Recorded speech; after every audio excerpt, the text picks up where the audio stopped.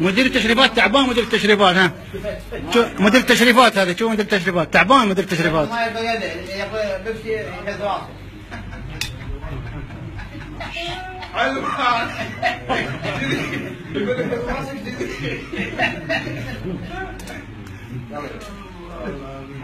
محمود ماي اهم شيء طلع على الطريق يعني شو كان خالد دائما